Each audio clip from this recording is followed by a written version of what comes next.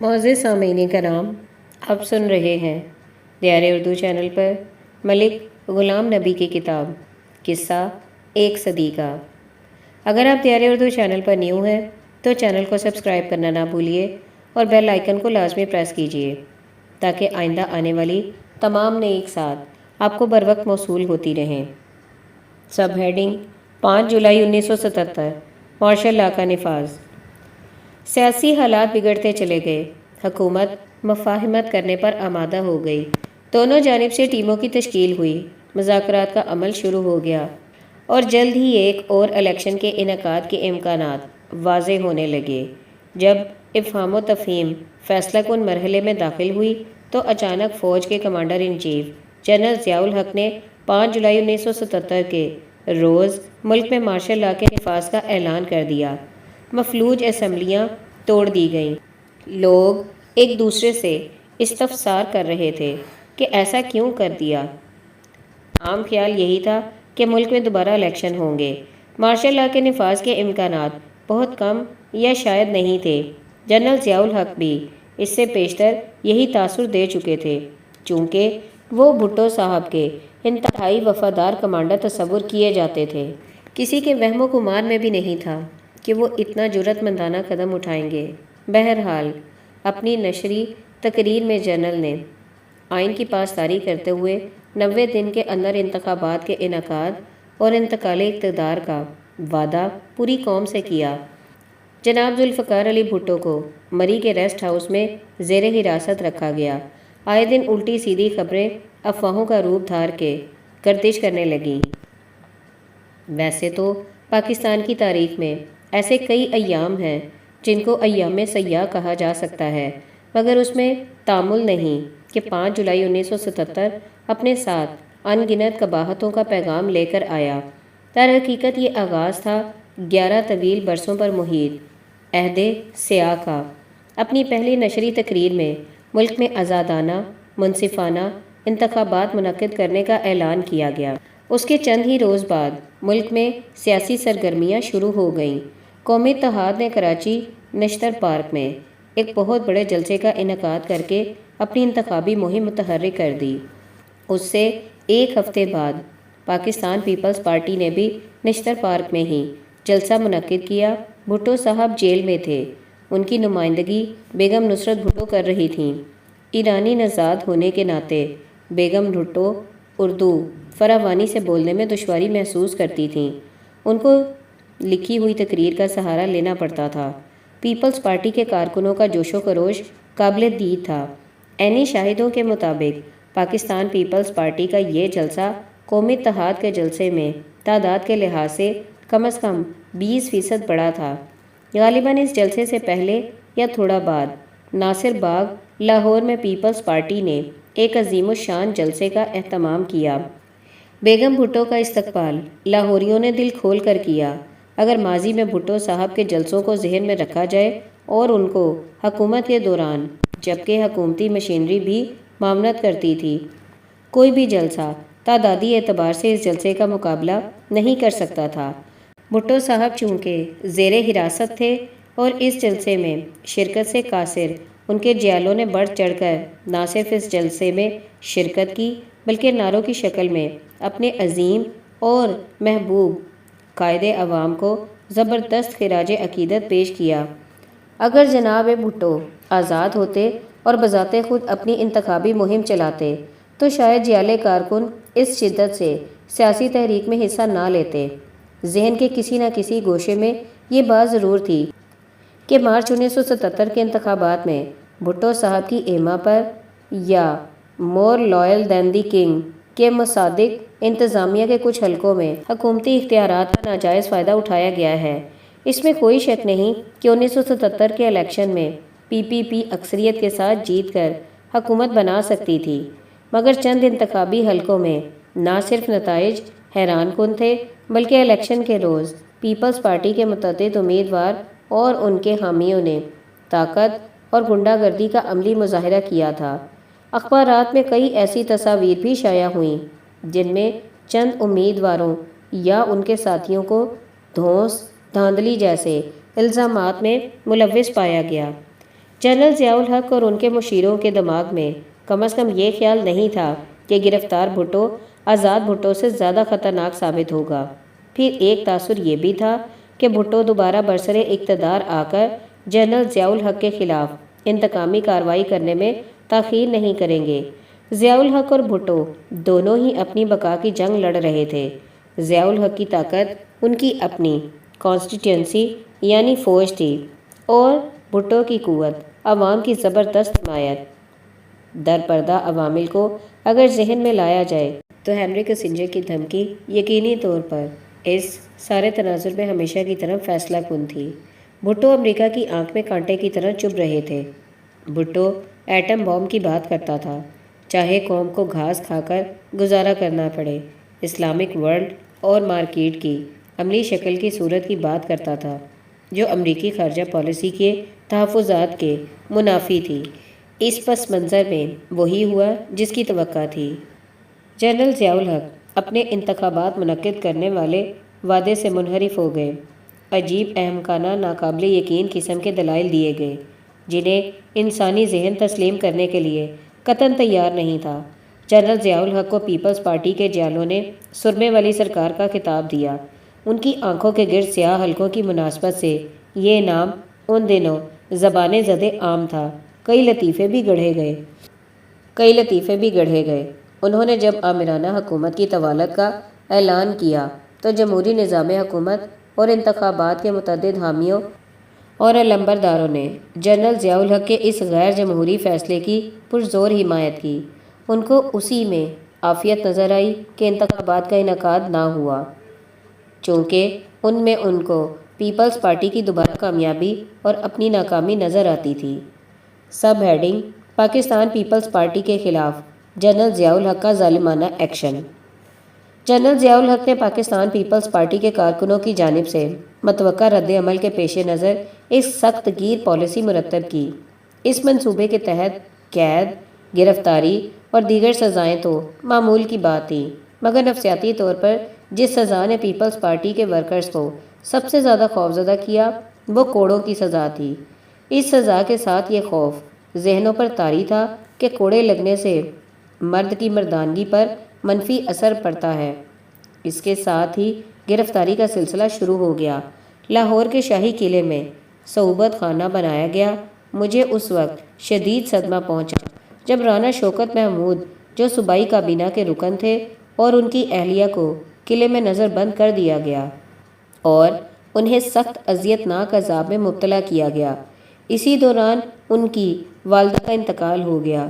Peoples party کے سیاست دانوں کے خلاف مختلف نوعیت کے کیس رجسٹر ہو گئے۔ ملٹری کورٹس ان کیسوں کی سماعت کے لیے تشکیل دی گئیں۔ سیاست دانوں کو اپنے اثاثے ظاہر کرنے کا حکم دیا گیا۔ کئی فارم بھیجے گئے جن میں مختلف کالم بنے تھے۔ مکمل کنفیوژن تھی۔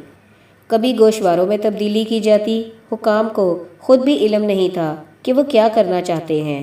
انکم ٹیکس کے افسران کی مدد حاصل کی گئی۔ 1970 سے 1977 تک آمدنی اور اثاثوں کی تفصیلات طلب کی گئیں۔ میرا نام بھی اس فہرست میں شامل تھا۔ اتنے مضحکہ خیز اور معمولی نوعیت کے الزامات لگائے گئے کہ ان کو ثابت کرنا ایک انتہائی متعصب عدالت میں کارروائی کرتے ہوئے حکومت وقت کے لیے مشکل ہو گیا۔ سچ تو یہ ہے کہ ٹرائل اور مقدمے کے دوران کسی بھی مرحلے پر مجھے قطعاً کوئی فکر لاگو نہیں ہوئی۔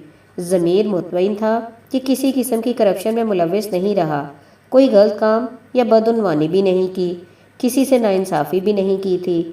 الزام تھا کہ سرگودا کے کسی اسکول میں 2 اندھی لڑکیوں کو ٹیچر کیوں تعینات کیا تھا۔ جواب تھا کہ وہ بیچلر آف ایجوکیشن کی ڈگری حاصل کر چکی تھی اور میرٹ پر ان کو ملازمت مل سکتی تھی۔ اگر ان پر باعزت زندگی گزارنے کے لیے دروازے بند کیے جاتے تو وہ یقیناً اپنی بقیہ زندگی آنکھوں کے اندھیروں میں گزار دیتیں یا بدی اور گندگی کی دلدل میں پھنس جاتیں۔ الزام تھا کہ میرے گھر سرکاری فون سے لندن کال کی گئی۔ جواب تھا کہ کسی ملاقاتی نے بغیر اجازت کے کی تھی، مگر بل آنے پر اس کال کی رقم میں نے اپنی جیب سے ادا کر دی تھی۔ الزام تھا کہ کسی نے مجھے یعنی وزیر تعلیم کو 3000 روپے رشوت دی تھی۔ جرا کرتے ہوئے میں نے استفسار کیا، کہاں؟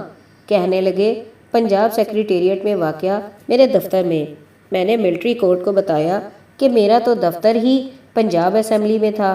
الزام تھا کہ کسی لیڈی ٹیچر کو out of turn head mistress مقرر کر دیا گیا تھا۔ جواب تھا کہ اس سکول کی ہیڈ مسٹریس ریٹائر ہو گئی تھی۔ سینارٹی میں نمبر 1 ٹیچر کو عارضی طور پر ہیڈ مسٹریس کے فرائض کی انجام دہی سونپی تھی۔ جب نئی ہیڈ مسٹریس تعینات ہو گئیں تو وہ لیڈی ٹیچر اپنی پہلی حیثیت میں کام کرتی رہیں۔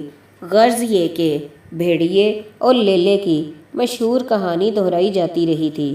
بھیڑیا ندی سے پانی پی رہا تھا۔ تھوڑا آگے ایک معصوم سا لیمب پانی پینے لگا۔ بھیڑیے نے اس سے کہا کہ تم ندی کا پانی گندا کر کے میری طرف بھیج رہے ہو۔ لیلے نے جواب دیا کہ پانی کا بہاؤ تو تمہاری طرف سے میری طرف ہے۔ بھیڑیے نے کہا، تم نے مجھے 1 سال پہلے گالی دی تھی۔ لیلے نے کہا، میری تو عمر صرف 6 ماہ ہے۔ بھیڑیے نے غصے سے ڈانٹا کہ وہ یقیناً تمہارا بڑا بھائی ہوگا، اور اس الزام کی پاداش میں بھیڑیا لیلے کو کھا گیا۔ میری طرح اور بھی کئی پیپلز پارٹی کے قائدین ایسے ہی تماشے سے دوچار تھے۔ ان میں معراج خالد بھی شامل تھے، جو شرافت، ایمانداری اور راست بازی کا سمبل تھے۔ حکمرانوں کے کالے قوانین اور انتقامی نیتوں نے ان کو اذیت رسائی سے نہیں بخشا، لیکن ہم مکمل اعتماد کے ساتھ ان ظالمانہ کارروائیوں کا سامنا کرتے رہے۔ ہمیں لاکھ مجبور کیا جاتا کہ بھٹو کے خلاف تحریری بیان دو، کچھ نہیں کہا جائے گا، بلکہ عہدوں کی لالچ بھی دی گئی، مگر ہم کردار کے پکے لوگ کسی دھمکی میں نہیں آئے۔ بالآخر ہمیں انتہائی معمولی الزام لگا کر 7 سال کے لیے سیاست میں حصہ نہ لینے کی سزا سنائی گئی۔ میرے اوپر صرف ایک چارج لگا کہ میں نے کسی ایم اے انگلش شخص کو انگریزی پڑھانے کے لیے کسی عام سے کالج میں لیکچرار تعینات کر دیا تھا۔ اس میں کیا قباحت تھی، یہ وہی جانتے تھے۔ میری اس شخص سے دور کی رشتہ داری بلکہ جان پہچان تک نہ تھی۔ اگر کرپشن کے حوالے سے بات کی جائے تو ان دنوں مالی بدعنوانی برائے نام تھی۔ ویسے بھی اس وقت تک گٹروں کے مین ہول چوری ہوتے تھے۔ بینکوں میں ڈاکوؤں کا رواج 1.5 دہائی بعد شروع ہوا۔ نہ بھٹو صاحب بذات خود کرپٹ تھے اور نہ ہی وہ کرپشن کی حوصلہ افزائی کرتے تھے۔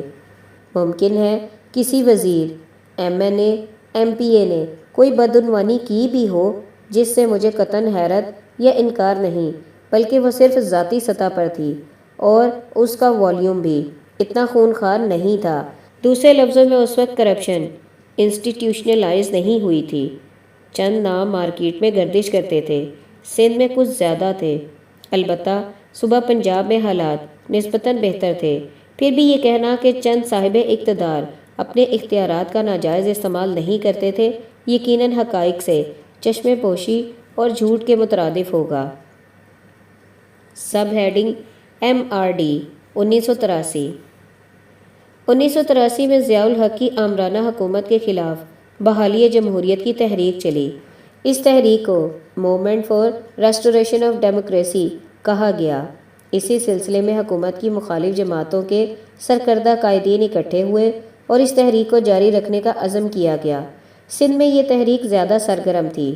انہی دنوں غلام مصطفیٰ جتوئی لندن سے کراچی پہنچے۔ ان کے استقبال کے لیے پیپلز پارٹی کے ہزاروں کی تعداد میں کارکن کراچی ایئرپورٹ پہنچے۔ اتنے بڑے پرجوش ہجوم کو دیکھ کر جتوئی صاحب بہت خوش ہوئے۔ ورکرز نے ان کو سجے سجائے ٹرک پر کھڑا کر دیا۔ پس منظر یہ بھی تھا کہ بے نظیر ان سالوں میں لندن میں جلا وطنی کی زندگی گزار رہی تھیں، اور بھٹو صاحب کی شہادت کے بعد پیپلز پارٹی کے متعدد قائدین یہ سمجھتے تھے کہ بھٹو صاحب کی جانشینی کے جائز حقدار وہ خود ہیں۔ اسی احساس کے ساتھ غلام مصطفیٰ جتوئی نے پرجوش نعروں کا جواب مسکراہٹوں سے دیا۔ وہ ٹرک پر کھڑے نعروں کا جواب ہاتھ ہلا کر دہرا کر دیتے رہے۔ جلوس شاہراہ فیصل پر رواں دواں تھا۔ ٹریفک مکمل طور پر معطل تھی۔ سامنے والے ٹرک پر ایک طرف ذوالفقار علی بھٹو کی قد آدم تصویر لگی تھی، دوسری طرف غلام مصطفیٰ جتوئی کی قدرے چھوٹے سائز میں پورٹریٹ آویزاں تھی۔ جتوئی صاحب اپنی پاپولیرٹی کے نشے سے سرشار اس ماحول سے لطف اندوز ہو رہے تھے۔ اندرون سندھ سے کراچی آئے ہوئے ورکرز ایک ہی نعرہ لگا رہے تھے، جتوئی کی جو شان ہے بھٹو کا احسان ہے۔ جتوئی صاحب نے شروع میں تو اس نعرے کی گہرائی کو صحیح طور پر نہیں ناپا، مگر جب انہوں نے نعرہ بارہا سنا تو ان کے چہرے کے تاثرات اتنے خوشگوار نہیں تھے۔ یہاں میں یہ ذکر ضرور کرنا چاہوں گا کہ پیپلز پارٹی کے کئی لیڈر طاقت اور اقتدار حاصل کرنے کے بعد یہ تصور کرتے تھے کہ وہ عوام میں بہت مقبول ہیں۔ کئی تو یہ بیان بھی نجی محفلوں میں اپنے قریبی رازداروں کو دیتے نہیں تھکتے تھے کہ بھٹو کی شہرت ان کی مرہون منت ہے۔ ان میں سے کئی کا نام لینا مجھے شاید اس واسطے اچھا نہیں محسوس ہو رہا کہ وہ اس دنیا میں موجود نہیں۔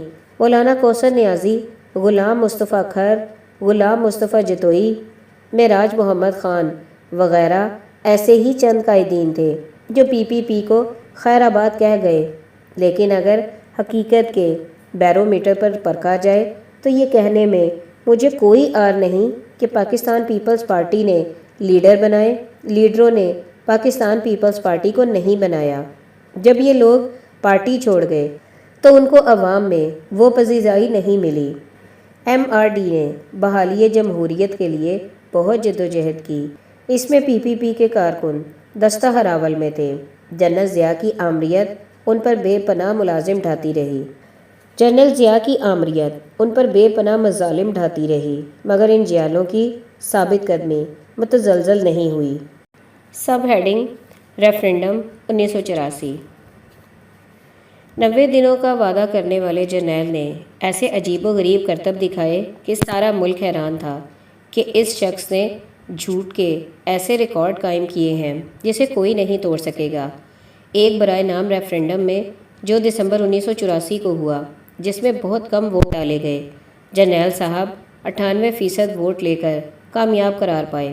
19 دسمبر 1984 کے ریفرنڈم میں ایک عجیب و غریب سوال کا جواب ہاں یا نہ میں دینا مقصود تھا۔ دونوں صورتوں میں جنرل ضیاء الحق کی غاصبانہ اور آمرانہ حکومت کو قائم رکھنے کا لائسنس تھا۔ سوال کچھ یوں تھا کہ کیا پاکستان کے عوام چاہتے ہیں کہ ملک میں اسلامی نظام قائم ہو؟ اگر جواب ہاں میں ہوا تو جنرل ضیاء الحق کی حکومت 5 برس کے لیے پکی، اور جواب نہ میں تو جنرل کی موجودہ حکومت جاری و ساری۔ اس ریفرنڈم کے حوالے سے ایک دن دلچسپ صورتحال سامنے آئی۔ مزنگ سے کچھ لوگ میرے ساتھ ملاقات کرنے آئے۔ کسی نے اس سوال کے بارے میں وضاحت چاہی۔ میں نے ان میں سے ہی ایک پہلوان نما شخص سے ریفرنڈم کے سوال کے متعلق استفسار کیا۔ کہنے لگا، ملک صاحب، یہ سوال تو ایسے ہی ہے کہ جیسے مجھ سے کوئی پوچھے کیا آپ نے جھوٹ بولنا چھوڑ دیا ہے؟ اگر جواب ہاں میں ہے تو پہلے میں جھوٹا تھا، اور اگر نہ ہے تو اب بھی میں جھوٹا ہوں۔ بظاہر تو پاکستان کے عوام نے کسی خاص چاہت کا اظہار نہیں کیا، مگر چیف الیکشن کمشنر نے ووٹرز ٹرن آؤٹ کو 98% سے گردانا۔ اس ریفرنڈم کے بعد یہ اعلان کیا گیا کہ جنرل ضیاء الحق 5 برس کے لیے ملک کے صدر منتخب ہو گئے ہیں۔ سب ہیڈنگ غیر جماعتی الیکشن 1985۔ 1985 میں غیر جماعتی الیکشن کرائے گئے۔ سیاسی سوجھ بوجھ والی شخصیتوں نے جو اس وقت ایم آر ڈی میں تھیں، غیر جماعتی انتخابات کا بائیکاٹ کر دیا۔